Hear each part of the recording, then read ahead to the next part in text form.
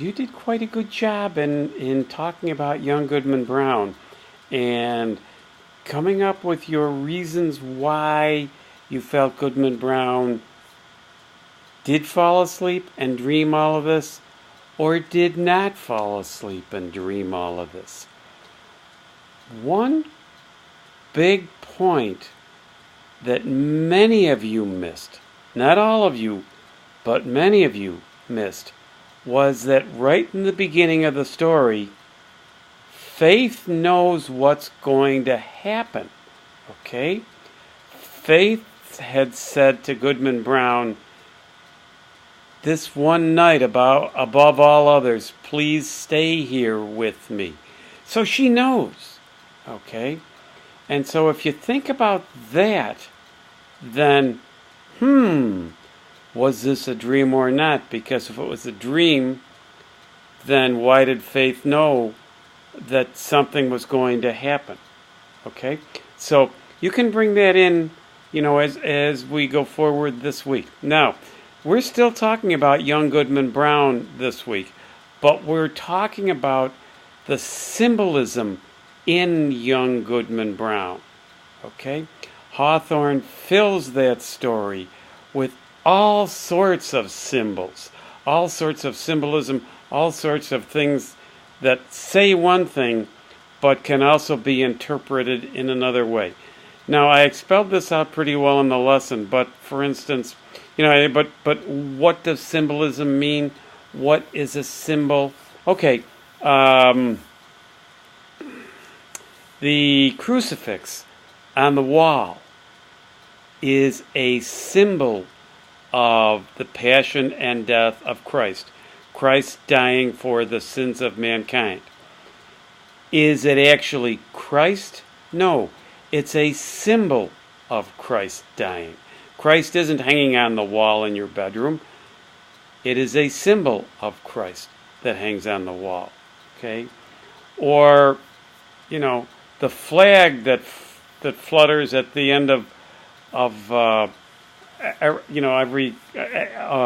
at the end of many flagpoles, or like when you go to a parade, the flags that the flag bearers carry. You always see a flag with 7 red stripes, 6 white stripes, a field with 50 stars on it. Okay, is that flag the United States? No, that flag is a symbol of the United States. So a symbol is something that stands for or helps something mean something else, because that flag is only a piece of cloth. That's really all it is a piece of cloth, correct? But that piece of cloth stands for what the United States is all about, okay? So that's what symbols are. They're things that stand for something else. Now, those are pretty obvious symbols that I just put forth for you. Hawthorne uses much more subtle symbols in his story. Let's talk about a few of them. In the lesson, I wrote up the fact that Faith has pink ribbons in her hair, and I explained this in the lesson. Usually when we think of pink, we think of innocence, but let's think of what pink really is. Pink is a combination of 2 colors, red and white, okay? Red is the color of the devil. Red is the color of hellfire, okay? Red is the color of sensuality. That represents sensuality, which is, evil, okay? So red pretty much symbolizes evil for us. White is the symbol of innocence. We talk about the pure white gown of a bride. We put a white dress on a baby when we christen them, okay? So white symbolizes innocence. Faith isn't wearing white ribbons. Faith is wearing pink ribbons.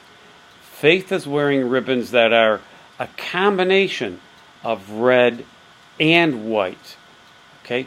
So they're pink. Hawthorne chooses pink for those ribbons because he wants you to realize that Faith is not so innocent. She kind of plays the innocent role. Goodman Brown sees her as innocent. But when you think about it, is she really so innocent when in fact she had knowledge of where Goodman was going? And then as Faith, when Goodman Brown goes through the forest and he hears these voices overhead and these pink ribbons come floating down, it's obvious that Faith is traveling to this meeting, okay? So her pink ribbons are coming off of her, which means maybe that her last kind of innocence is leaving her by going to this witch's Sabbath, okay? Other kinds of symbols. Well, okay, the devil drops his staff and it turns into, what does Goodman Brown think it turns into, okay? Goodman Brown gets to the witch's Sabbath, and what is coming up? Well, what is engulfing these trees surrounded by rocks, and what is that a symbol of? This story is just filled with a ton of symbols, okay? Goodman Brown sees his father. No, sees the devil who kind of looks like his father, okay? Why? What is that trying to tell him? What kind of a symbol is that? So this tale is full of symbols. I'm just glossing over a few of them. The dark forest, always a symbol. You can figure that one out for yourself, okay? Why did Goodman Brown meet the devil in a dark forest? Figure it out, okay? That's another symbol. I don't know. Why does Goody, the catechism teacher, call the devil by name? What does that tell us? Okay? Symbol after symbol after symbol. Why does Goodman Brown, when he comes back to the town, walk past Faith? Why does Goodman Brown hear an anthem of sin during hymns in his church? There's a ton of them in there. Many, many more than what I'm saying to you.